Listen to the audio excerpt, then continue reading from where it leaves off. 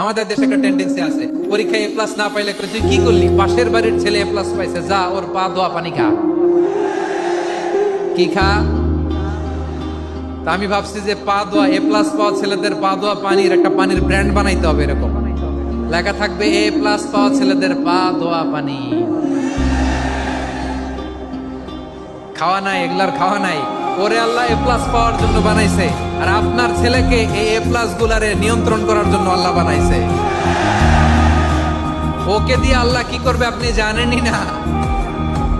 একটা এ প্লাস, একটা A grade একটা মানুষের জীবনকে ঠিক করে দিতে পারে না।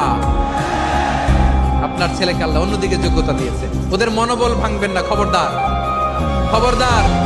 ছেলে মেয়েদের মনোবল ভাঙবেন না।